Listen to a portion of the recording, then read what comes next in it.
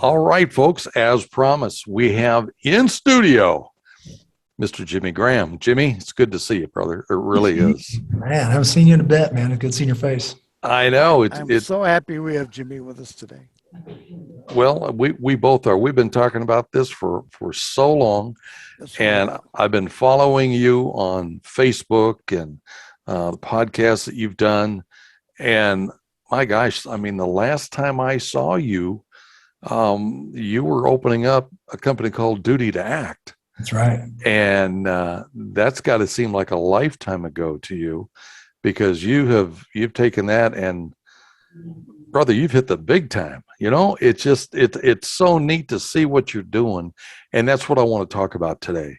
Is what you're doing. I know what you're doing. Mike knows what you're doing, but I want our audience to know, because I personally feel it's something very unique, certainly inspirational. But the name of your company is Able Shepherd. How does Able Shepherd differ than a typical self-defense course? I'll tell you, brother, because you brought it up. It's the same company. So my company is called Duty to Act LLC. We're doing business as Able Shepherd. So is that right? You know, it's been a long road. You know that I've taken other jobs to keep the wheels on the bus, and absolutely. God blessed us with an idea called Able Shepherd. There's a progressive training program that's, I say, elite level readiness training, scaled for anyone. Meaning, I'm not trying to make Navy SEALs and SWAT teams and all that kind of stuff. Right. I'm trying to make everybody who is that protector. When I say a protector, my podcast is called Protector Culture Podcast. It means if you're that person that would stand in the gap for your children and your grandkids, I want to train you. And if you're not, there's other places to train. That's cool. You know, we handle ourselves differently. We present ourselves differently. My instructors are people I want more of. I know if you hire a knucklehead, you're going to end up with a bunch of knuckleheads. So we just try to really, really watch the front door and make sure we got the right people coming in. We've been absolutely blessed, man. Going to your website and seeing some of the players that you have on your team, I would agree with you. You are blessed. In fact, there was your COO. Let me see here. Let me just pull this up if I can. I can't even find it. So I forgot what his name is already. I apologize for that. Neil Pinkham? Neil, yeah. He says he's the oldest person to have gone through your training. And I'm thinking that could have been me. You know, had I stuck with it, it'd have been great. And that's one thing I do regret. I mean, I got a taste of it. I got one day, I got a chance to smack Jimmy Graham in the face. And he's still talking about that today, Jim. I know. That's yours to carry forever, brother. People shaking in their boots when they're around him. Well, the thing that really made me feel good is that once I finally figured out what to do with your instructions, I got it, and I got off a pretty good shot. And I said, wow, that felt good. Can I do it again? And you said no. And I thought, well, okay. I didn't ask the second time. But you know, the thing that one of the many things that I see that I think is different about what you're doing right now, you're not only teaching lay people how to protect themselves and their families and the people around them, but on your website, you talk about all the different things you do. And then at the bottom, it says Bible study. I don't know another self-defense program that includes Bible study. Now, maybe I'm just living in the shadows, but you somehow bring this all together. And I am so impressed by that. How did the whole thing really come about? Obviously, we know your background, being a Navy SEAL and working with the CIA and all that stuff. But how did this whole thing come together? Was this your initial vision, or has it just kind of morphed into this conglomerate of what you put together? Brother, I would love to take credit for it. You know, I thought what I saw when I launched Duty to Act was that there's a gap between the training that I see for the men and women that are amazing, that are going to show up for my daughters in their school or church, and my son and my children. So I thought that's what I was doing, security guards and police, and just trying to bring them up to speed in a level of efficiency. You know, there's depending on where they're training, there's amazing, there's not so amazing, and there's absolutely horrible, right? So that's just not okay. They deserve better. But then I realized quickly that in this industry, there is this rite of passage And it's just, like, you're not the hero, I'm the hero. I'm like, I don't care who the hero is, or my kid's going to win, period. So I was like, I can offer a level of efficiency from being in the SEAL teams, from being in the CIA, from being an instructor, from being an operator, all this stuff. What applies to you? What applies to you to take care of those kids? We have a saying, to get to them, you got to go through me. That's worked since the beginning of time, right? We say, I just had a meeting earlier, with, some folks I've met, school board leaders that are going for school board here locally, 2 people that are running for sheriff here locally and trying to make a change. Now I'm an authority on this, but that you have to earn that. You have to earn that over time. So you don't walk in and say, I'm a Navy SEAL and then say a bunch of stupid stuff and expect people to follow you, right? That'll get you in the door. Like if I say, hey, Navy SEALs having a seminar, a bunch of people come in the door because it's kind of cool. And I say, if there's no substance there, you should walk right back out. Right. But that's not what happened. I had a compliment yesterday when we were doing our Bible study, because that was yesterday, is some guys said, I never knew I was dangerous until I met you. And I'm like, what? Like, that's cool. Like Jack Hibbs, I follow him, he's out of California, and he was talking about, Ed Heinzen, one of my professors at Liberty University back in the day. They were talking about that when the Jesus in you and the Jesus in you get together and connect, brother, you can feel that. That community I didn't plan on. That was a byproduct that I did not plan on. So when people would come in, when I first started this initiative, it was from 6 to 8 p.m. and I had to kick people out at midnight because I had to get up early and take my kids to school. I'm like, they didn't want to go home. And then they would say, and these people that made a lot more money than I did, and say, can I be here more? And I'm not kidding, but can I take out your trash? I just need to be here and I don't know why. And then every once in a while, you get to explain that to them. You get to have that conversation. Let me tell you why you don't want to leave here. Because you're seeing something in here. You're feeling something in here that you don't feel out there. And they go, okay, let's talk about that. And then, you fast forward a couple of years and we're taking a dozen people on motorcycles out to Seattle, then to Glacier National Park, then back to here. We're raising $40,000 and helping churches and schools. That's just what we do now. I just raised $35,000 a couple of weekends ago for Pro-Life Initiative by just going in the mountains and hanging out and throwing axes and jumping in the river. We just hosted the big shindig. Wow. We called it a family mountain adventure. All these people show up. God touches it and blesses. I just plant the seed. He grows stuff. And next thing you know, I'm not Melissa. You just complimented Melissa. She's amazing. I let her do it. I said, you did most of the work. This is your day. And she couldn't even speak. She gets to hand this over to these people, and her kids are watching and her mom's watching, and she gets honored. That's what we do, like, for work. That's what we do. Man. That's by the way, we train people how to be safe with firearms. That's, like I said, it's crazy. That's what I thought I was going to. Yeah. And sometimes when God doesn't give you what you want, he goes, it's better. And I'm like, I'm thinking he's saying, man, what's the problem here? I prayed about this. He's like, hold on. And I wouldn't change it a bit because you know the deal, Haas. I've known you a long time. It's been a rough road, brother. Yeah. But it was worth the wait, and I wouldn't change it. Well, and that's just it. When I had Mile High Radio, and I don't want this to be about me, but I got to the point, I had some similar things happening. It was such a blessing to be able to go to work and get home whenever I felt I needed to get home and not worry about the clock. But people just started coming in the door. Who were you? How did we connect? And oh my gosh, I look back at some of the guests that we had. It really took on a life of its own. So I get it. I really do. And that's what we're trying to build here, because I missed it. When I sold Mile High Radio, I'm going to just retire. And then I discovered this horrible, vilified corporation called Amazon that just sucked all my money away and made me go back to work. But at the end of the day, Mike and I have talked, gosh, we want to get back into radio. And it started out, let's just do a podcast. Yeah. And then we started looking at the technology that's out there right now. I thought, oh my gosh, we don't want to do a podcast. We got to build a new station because we can do it. And it's so much easier than it was before. So I get what you're saying, how it takes on a life of its own. And I got to tell you, I'm so proud of you, because I know how hard you've worked, and I saw the passion in you when I first met you, and I know good things have happened to you, and they will continue to happen to you. Let's fast forward to today, and what's going on in our world today. It's scary out there. It really is. Take some time, if you will. I'd like to hear your reflection on the recent activities in Afghanistan. So September 11th was a tough day for me, hardest that I've ever experienced because I didn't see it coming. And I had to think about that. I went to a benefit. I was actually in this building training an internal security team to protect Christian children. So I can't think of a better way to spend that morning. Yeah. And at the night, I went to a military benefit dinner, another great way to spend an evening. But I didn't want to be there, quite frankly. I just couldn't sit still. I was the guy walking around and going outside and checking out the horses and doing all that stuff. I was like, man, there was this stirring in me that I really couldn't put my finger on. And then I kind of did, and airing that out with some of my close people and my wife.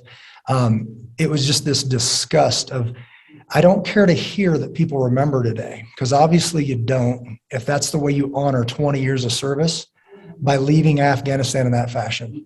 Yeah. And by saying, and I hear people blaming each other, blaming the government, blaming the president, even women the other day on a phone call last night, blaming the men. Where are the men? And my answer was probably funding the fact that you can sit here on a Tuesday during the day.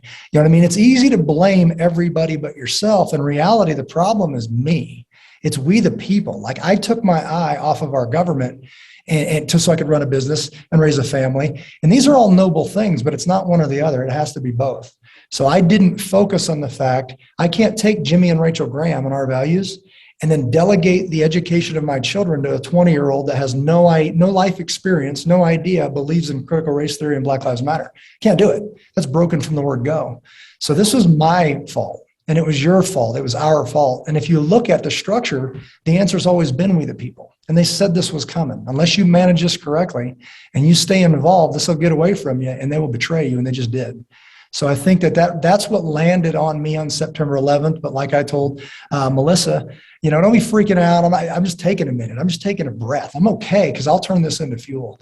I'll turn this into fuel, and I'll call veterans out and say, not only should you not repeat the negative things like 20 years for nothing, like my buddies died for nothing, you should mourn that moment, the efforts there, because it wasn't stewarded well, right, by the leadership. But once you get through that very brief, grieving and honoring those men and women who served, then we need your leadership. We need your strength, because you invested a lot in you, and the world needs it more than I've ever seen in my life. So let's get our act together, and instead of dividing, let's unify, and let's let our kids see us get this nation back. Jimmy, that's what Hoss and I have been talking about. What can we do? What can Hoss and I do to get over this and get through it, and maybe even take our leadership role in it? Yeah. We don't know. But as Americans and patriots, we feel the need to do something that we just don't know what it is, don't know what direction to go to. I think we have a pretty good start by having you on our show as an example, and by having our radio station, K-Heat. And it's a vehicle for us to actually use this as a tool to reach out to everybody so they can kind of make decisions for themselves and not necessarily listen to the guy talking on the television set. That's right. You got to be able to make up minds for yourself. Yeah. Hoss and I are both veterans. We know what it's like to be in the military. We know what it's like to lose friends. So you're right, to sit there and blame people, that's wrong. And we know it. And that's why we say, what can we do? Yeah. And I truly believe that. So this is an interesting story. And you guys are radio guys, you understand this. I was a radioman in one of my SEAL team platoons. For communication to happen, you need a transmitter and a receiver, right? So people say, God doesn't talk to me. He's transmitting all the time, 24/7. So if there's a problem, it's with the receiver. You're so busy, you're not hearing from God. I was just a guest speaker up in the mountains a couple of weeks ago, and I took 32 men up in the mountains. We laid down in an aspen grove and looked at if you ever look at the sky through aspens, you will giggle like a little kid every time the wind blows, right?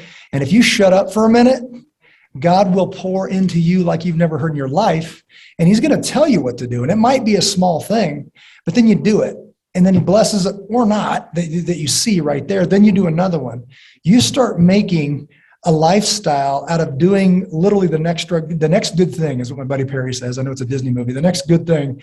If you do the next right thing and just make a lifestyle of that, he's going to bless one of those in a way that blows your socks off. Mine was called Abel Shepherd, the one of them, you know what I'm saying? So like, I think that everybody's looking for some monumental victory when it might be right in front of you. It might not be your thing. I've got 50 people right now starting websites to start a thing saying nobody's doing anything. In reality, you never pick your head up and look. If you need names, I'll give them to you. Lila Rose is out saving babies more than you will. Family Research Council is leading the charge on this. There's the Jack Hibbs is leading from the front from his pulpit. He says, if you want to fill your church, you got to be ready to empty it out. People walked out the door and he grew times 10. So, just like both of our endeavors, Haas, I can't imagine something better than your calling intersecting with your gifts. So, and that's what I tell my kids, it's like, what is your calling? And you need to pray about that. And when your gifts, the thing that makes you tick, meets up with your calling from God, get out of the way. And especially if you got a brother with you. So if you get two world changers in the same room, get out of the way. God will bless that, do the rest. You'll blow people away. And you might not ever know it. And that's the thing. I think we want instant gratification. The words you say right now, it may take 20 years in somebody's life that you'll never, ever know, but you still were a part of it. God sees that. He sees the record book and he goes, remember that kid? And that one thing you said, man, that kid changed the world, but you were dead for 20 years. Like, Roger that. I don't need the attaboy. Sometimes you fight because it's the right thing to do, not because you're going to win, or you're going to see that it was a win. I might not change the world at all. It might be Christian Graham. What does he need to get that strong? He needs Jimmy Graham. My daughter, Eden, the youngest one, she may be the one that fixes all this, but it's irresponsible for me to keep running up a tab for her to pay. So that's where my kids say, well, what was Dad doing in 2021 when everything went sideways? He was working his tail off. He was, metaphorically, symbolically, I said this, they're going to see me fighting. They're going to see me covered in blood. I'm like, it's someday, and I just heard this C.S. Lewis, when the author walks onto the stage, the play's over. And you're going to have to count for your lack of scars. I'm like, I get it. So I don't get much sleep. I'm working all the time, trying to do the little things, the big things that drives my staff crazy, but I've got amazing staff. When I say, hey, we're going to launch and do this, they go, all right, let's get to it. And I'm like, oh, I thought I was going to tick them off, man. It's cool because the wins are team wins. That's not what I thought he was going to say. Wow. That blew me away. Thank you. Thank you for that. Because we have another show host, Terry Simmons. She was at Mile High Radio for a while as well as a co-host. Her message is we just have to love each other. And it seems to oversimplify it. And I get frustrated with that. I understand she's right. Because if we would all learn how to love each other, well, then we wouldn't have the problems. We wouldn't fight. You don't fight with somebody you love, but it just seems we got to do more. But you just kind of said what she has said, except, we have to do more than just love each other. Let's be intentional with what we are doing and try and make a difference. And I like what you said. We may not see the benefits of that today or tomorrow. It may be 10, 20, 30 years. I tell a story years ago, right after I had major surgery for what they thought was a fatal blow of cancer. My doctor told me I had to walk, get my strength built up, and I didn't want to. And he said, what you need to do is go to a mall, because a mall is flat. Colorado doesn't have a lot of flat stuff unless you go way east. Go to a mall. There's benches all up and down the mall. So if you get tired, you can sit down and rest. Get up and keep walking. Well, I found a parking place, and I was in Colorado Springs, and I'm walking towards the door. It was Dillard's. That was the closest door I could find to the parking lot. And so I park, and I'm walking, and it's painful. And I'm not sure that I'm going to make it to the door. And I get about 20 feet from the door, and a guy comes out. He's carrying packages.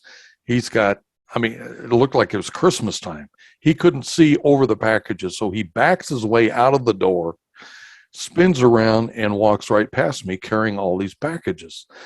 And all I can think is, I wish I could get to that door before it closed so I don't have to open it, because I don't know if I have the strength to open it. All of a sudden, I see something, a blur out of my left side. It's the same guy carrying the same packages. And he runs back to the door, grabs it, and opens it up for me. Now, to this day, he probably has forgotten about that. He probably forgot about that by the time he got home. But here it is. Over 20 years later, I'm still telling the story because he made a difference in my life. Something that simple. It showed me, gosh, there's people out there that care about me and they don't even know who I am. And that's what I hear you say, that we all need to be intentional about everything that we do so that at the end of the day, because at the end of our lives, we're going to come face to face. That's right. And we're going to have some explaining to do. I think you said it. You know, that comes from the book of John, love one another. I've simplified that by saying, okay, 10 commandments. Oh, God, that's too much. What are the greatest two? Okay, 2. Oh, that's still too much. Wait, love one another. Can you handle that? Just love one another. But I think more specifically, what does that mean? Because we're not all the same. You know, what does that mean to us? What does that mean to Jimmy? My motto of my business is take care of one another. Where do you think I got that? Book of John, same verse, right? But to me, it means the word shepherd to me is a perfect word for what I do. That calling to me, it doesn't mean sheepdog. It doesn't mean I'm just here to protect you. What does a shepherd do? I'm going to protect you. Well, what if there's no threat? Then I'm going to help you grow. I'm going to feed you. I'm going to grow you. I'm going to teach you. We're going to do this together. I take kids out. We exercise. We do this. I mentor kids going to the military. It means that if you're that guy staring at the horizon like a sheepdog and you're all ticked off, the tragedy is the war never came and you did nothing. It's not okay with me. You know, I've got 4 kids. I can't mess this up. So I think that once you find that thing, your thing might be, hey, I'm going to educate the world in the truth. I asked somebody the other day, where do you get your truth? And we had to sit there and stare at each other. I don't know. Okay, well, it's back to the Bible. Because if you can't get anywhere else, it's back to the Bible. And now you do that all the time. But I don't know who speaks the truth right now, who I can actually go to and say, hey, these people speak from a place that I trust. That's why I listen every day, or, you know, or whatever. That's why I tap in, because they've already sorted through the garbage for me. So, you know, for me, it's obviously educating people how to readiness. This is National Preparedness Month is this month. We've got a tip of the week every month. One of them's in your home, you know, how to change out this is the month where you change out all your smoke detectors, carbon monoxide stuff, right. Put better screws in your door jams, do all that just in case. And then it buys you another year. We talk about auto stuff. We talk about taking care of your family. We talk about medical stuff, all that, but just a little tip, you know, this might, and what you just said about that guy, this is what I thought about, is that there are, as a younger man, you know, the younger Jimmy Graham, man, there's some guys that only remember, if you said, you know Jimmy Graham, Navy SEAL guy, he'd be like, yeah. And the only memory he has is me being drunk and punching him out. Or a young lady, and the only memory she has is that, you know, we had a brief encounter one drunken night and I never called her back. You know, that doesn't make me proud. Yeah. But somewhere along the line, I said, I'm done with this. Every person I meet from now to my dying day will be better having known Jimmy Graham. That much. Doesn't matter how much, but a little bit better. And if you start doing that, your life will change. I guarantee it, because they feel it. Like everything I say, you know, John Maxwell calls it adding value to other people. That's my calling, adding value to other people. I don't care if it's a gun. I don't care if it's this or that. I don't care if I'm the guy that pulls over and jumpstarts your car to get you out of the middle of the interstate, whatever. Because they do all that stuff because there's a dialogue that goes in my head. That guy's going to be a little bit better in about 5 minutes. And I zip over, risk my life on I-25 to get him out of the highway because he's got that look that I'm going to die. I can't believe an idiot that ran out of gas. And then a guy shows up and that means a lot to him that day, right? So that's the stuff you can't miss. That's the good stuff. Wow, that blows me away. Jimmy, I know you've got a lot of stuff to do. I cannot thank you enough for the time you've given us today. Hopefully we can do some things to help you as you go forward, as we go forward. But thank you. And I pray that God blesses you and the ministry that you're involved in right now, because that's exactly what it is. Yeah, likewise. Thank you so much. Likewise. All right, guys. That's been roughly 30 minutes with Jimmy Graham. We'll be right back after this message.